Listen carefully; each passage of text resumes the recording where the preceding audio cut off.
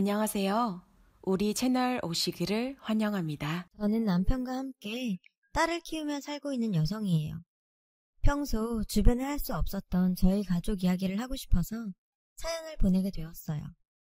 우선은 제 이야기부터 시작해야 할 것 같네요. 모든 얘기는 저로부터 비롯됐으니까요.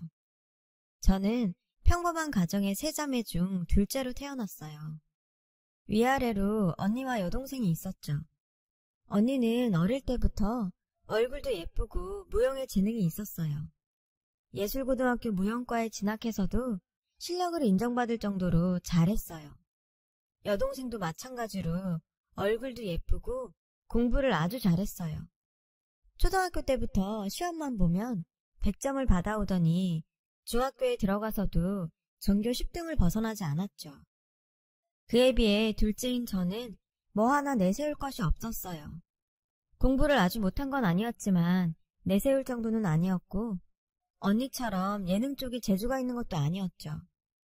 그러다 보니 어릴 때부터 저는 자존감도 낮고 열등의식도 있었어요. 그렇다고 부모님께서 차별하신 것도 아니에요. 늘 우리 세 자매를 공평하게 대하려고 노력하셨고 저와 언니, 동생을 비교하거나 차별하신 적도 없었어요.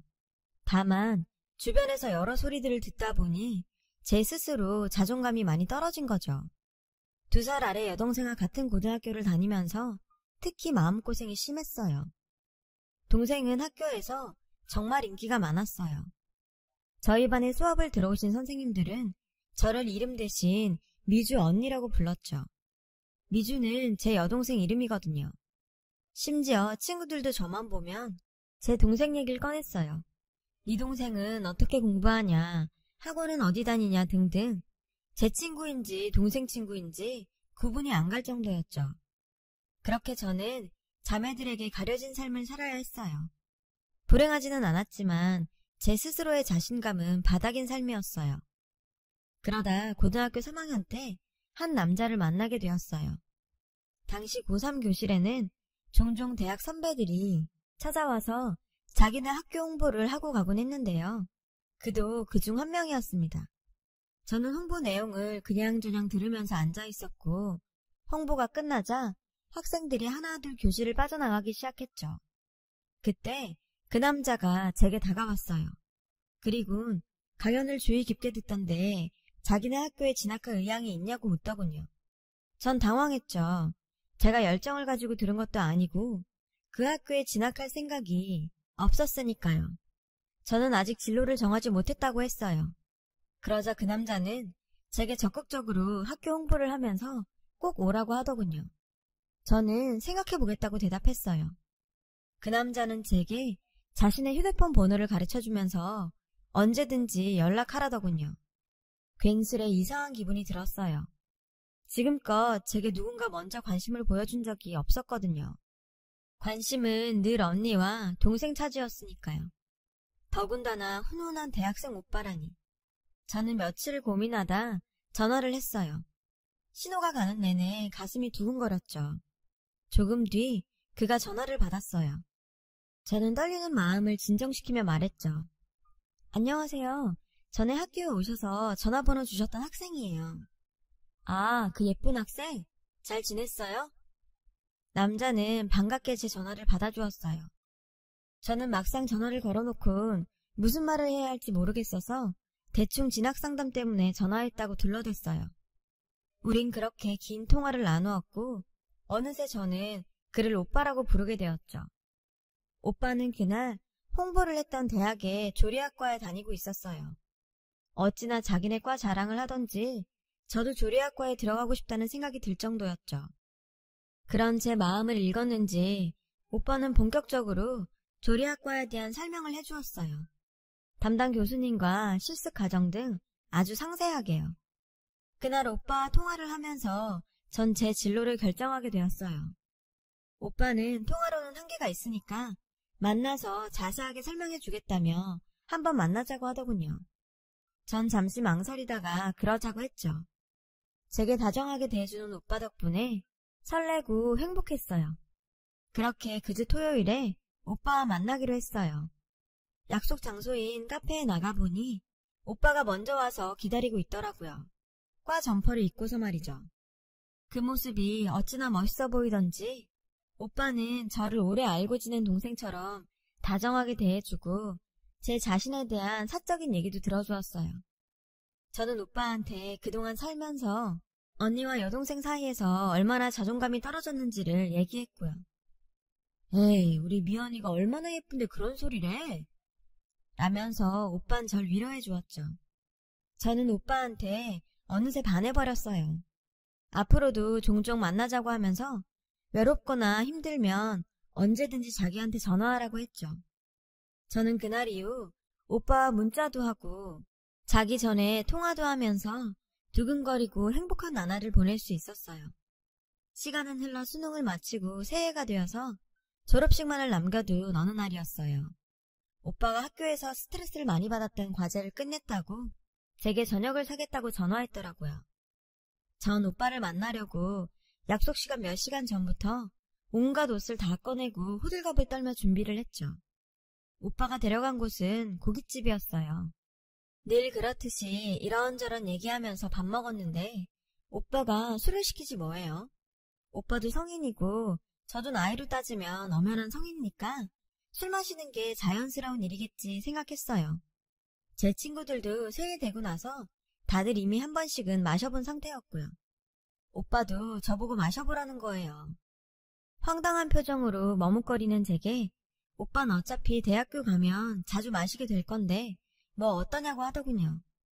여기서 거절하면 오빠가 상처받을 것 같아 전 어쩔 수 없이 한 잔을 마셨어요. 그런데 딱 한 잔만 마시려고 했던 게 2잔이 되고 3잔이 되고 말았어요. 그 후로는 사실 기억이 잘 안 나요. 오빠가 술에 취한 저를 모텔로 데리고 갔고 제게 입을 맞췄던 기억 정도? 눈을 떠보니 새벽 3시 정도였고 오빠는 옆에서 자고 있었죠. 자세한 기억은 없지만 오빠와 잠자리를 가졌다는 건 알 수 있었어요. 우린 둘 다 알몸이었거든요. 순간 겁이 나서 옷을 챙겨 입고 모텔을 빠져나왔어요. 집에 돌아와 보니 다행히 가족들 모두 자고 있더라고요. 전 아무 일 없는 척 그대로 잠자리에 들었어요. 다음날 오빠가 전화를 했더라고요. 많이 놀랐지? 미안해.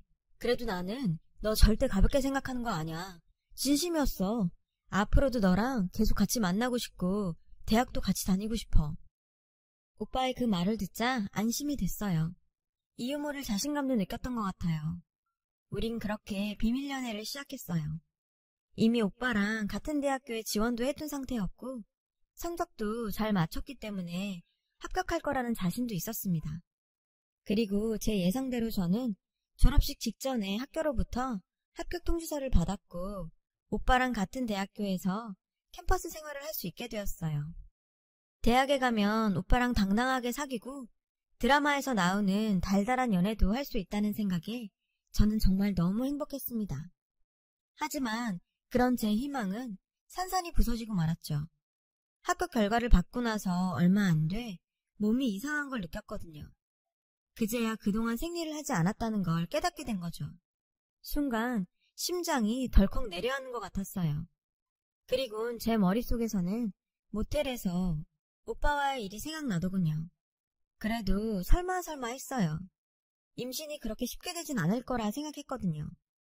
하지만 불안한 마음은 사라지지 않았고 결국 남들 눈을 피해서 약국에서 임신 테스트기를 구입했죠.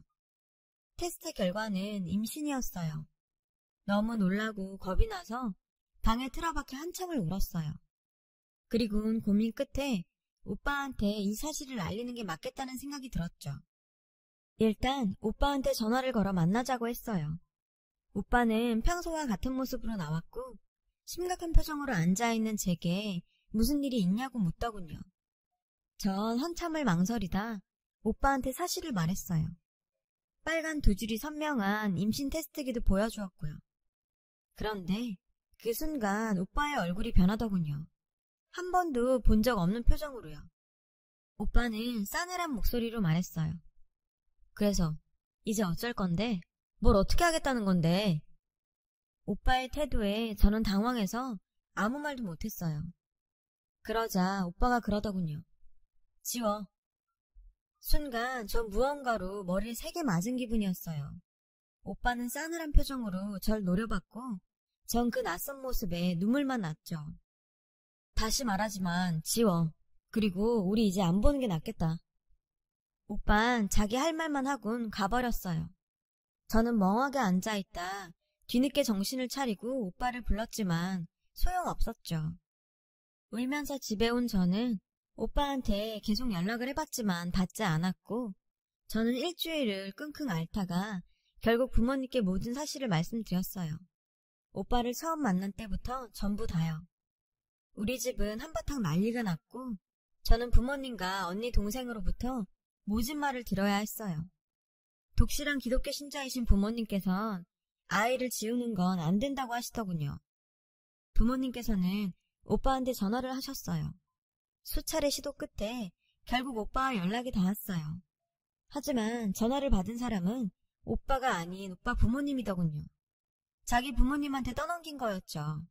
알고 봤더니 그 사람은 집에서도 손 놓은 문제하더라고요. 걔 한 달 뒤에 외국 보낼 겁니다. 애는 그냥 지우세요. 수술비는 저희한테 청구하시면 드릴게요. 이만 끊습니다. 오빠 부모님의 일방적인 태도에 저희 부모님은 할 말을 잃으셨어요.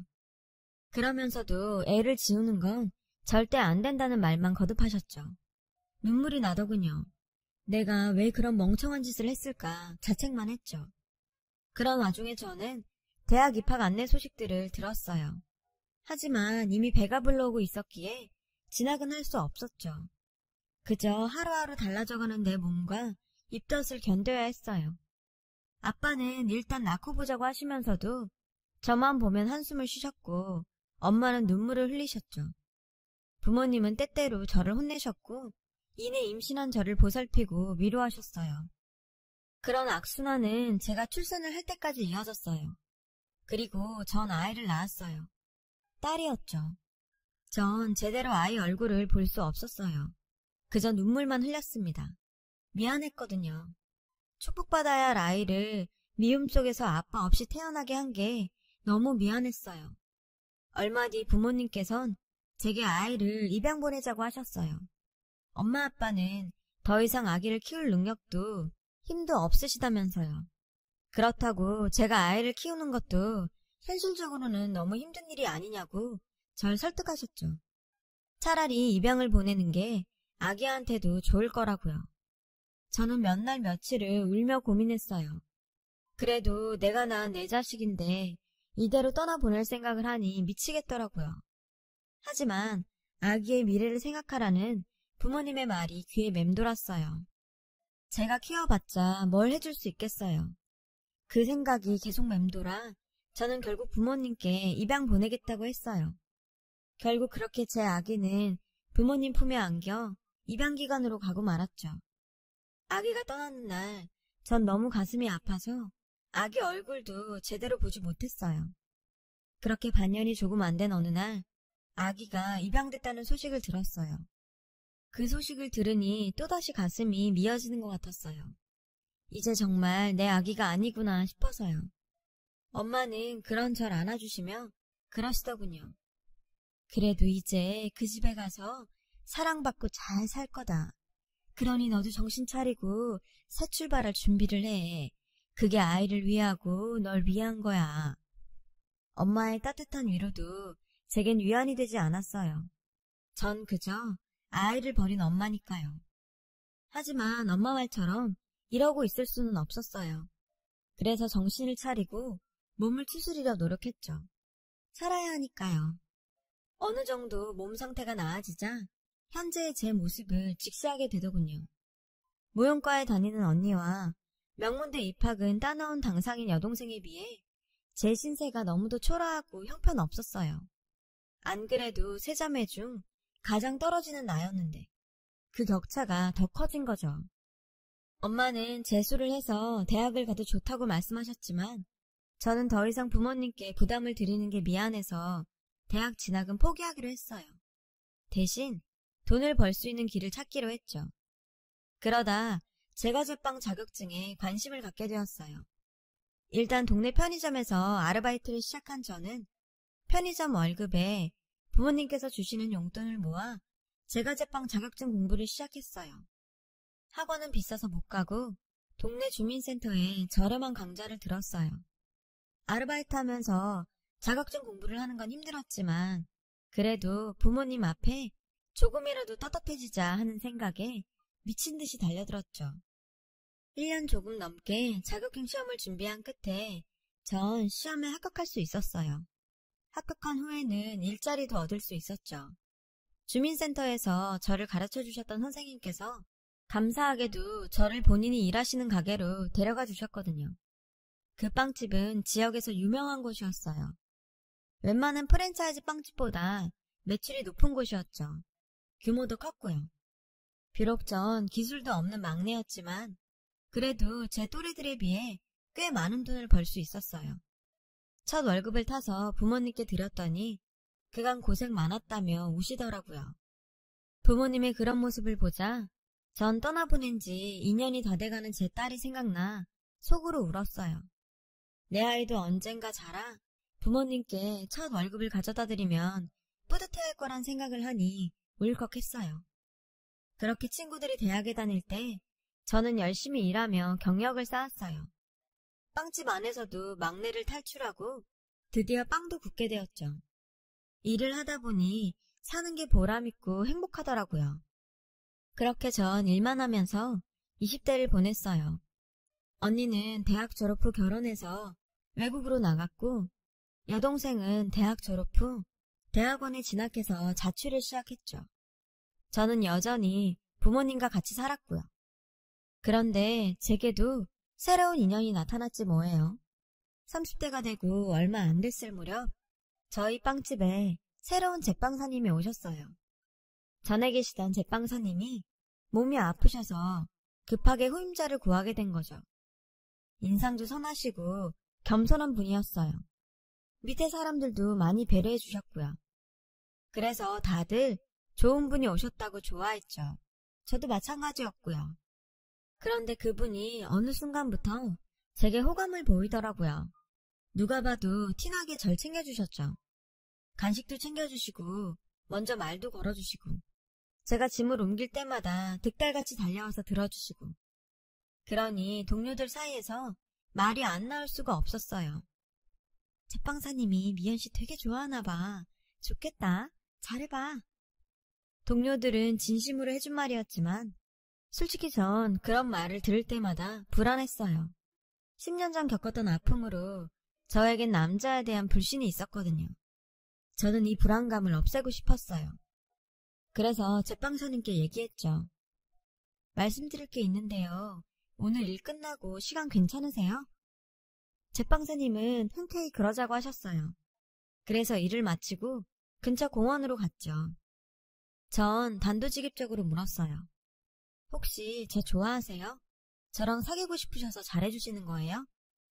제 질문에 제빵사님은 당황하셨지만 이내 침착하게 그러더라고요. 네, 저 미연씨 좋아해요. 첫인상부터 마음에 들었어요. 그 말에 전 좋으면서도 한편으론 불안했어요. 또 같은 일을 당하지 않을까 하는 마음이 앞섰거든요. 아무래도 아직은 상대에 대한 확신이 없으니까요. 그래서 전 한참을 말없이 있었어요. 그랬더니 부담드리고 싶은 생각은 없어요. 저 혼자 좋아하는 거니까. 전 아무래도 그게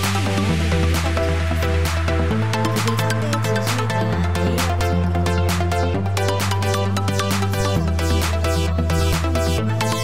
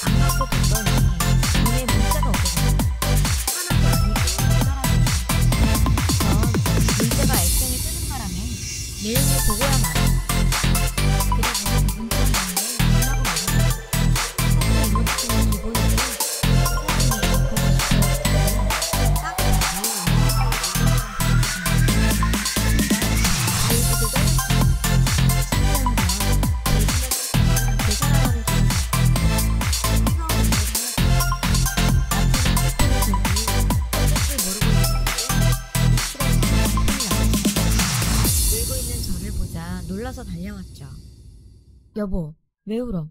무슨 일 있었어? 저는 남편한테 휴대폰을 들이밀면서 말했어요.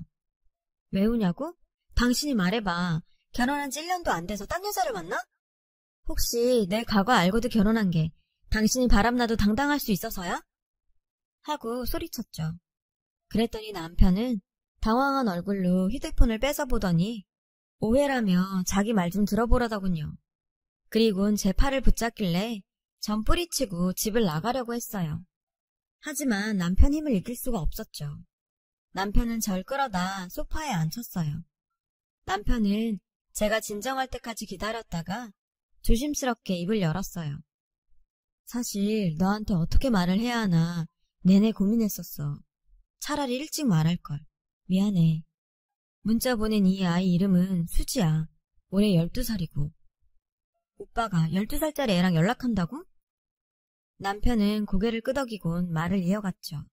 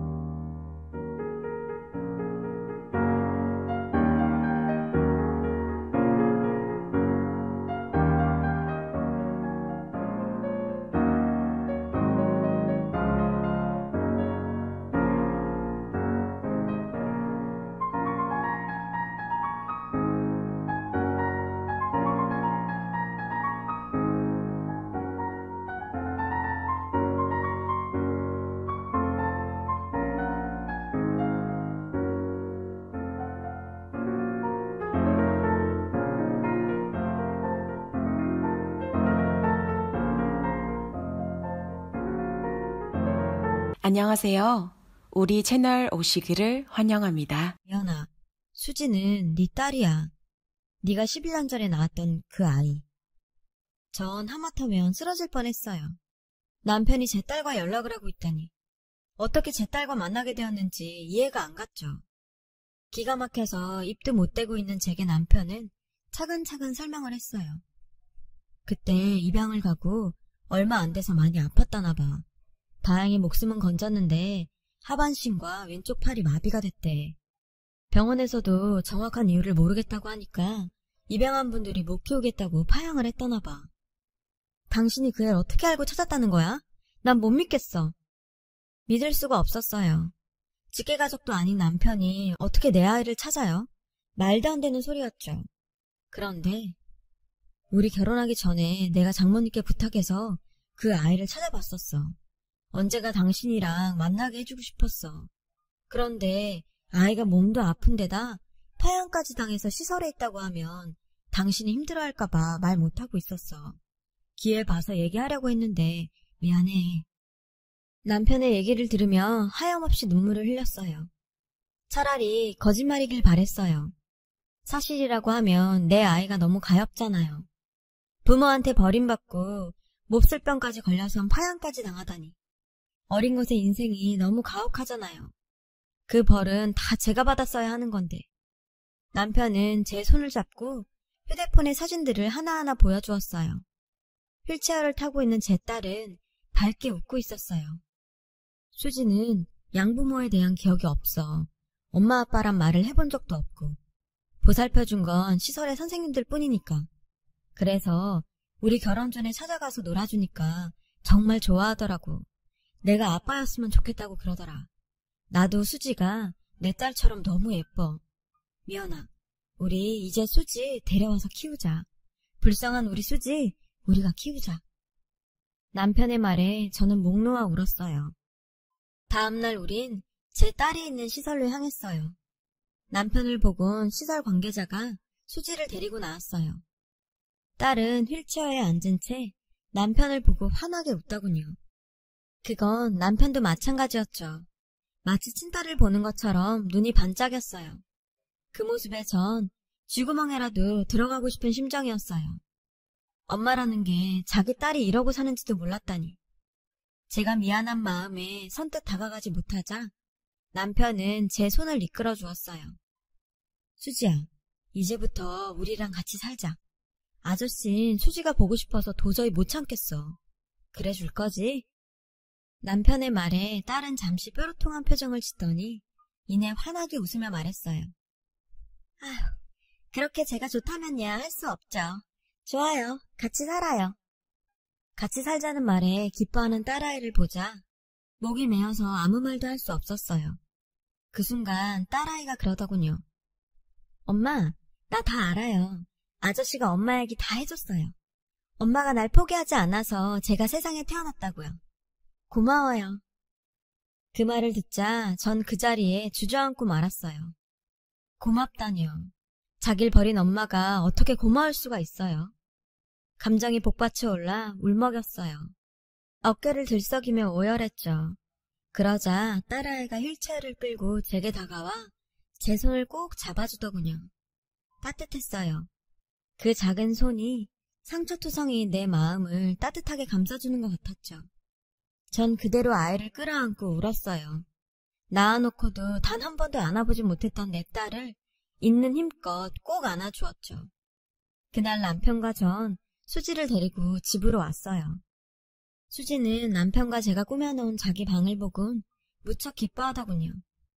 남편이 1년 가까이 수지를 만나오면서 수지가 좋아하는 캐릭터와 연예인을 알아나온 덕에 수지 취향대로 방을 꾸몄거든요.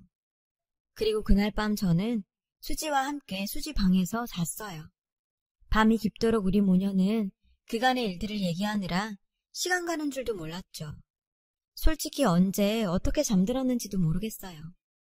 그리고 다음날 우린 주민센터를 방문해 남편 호적에 수지를 올렸어요.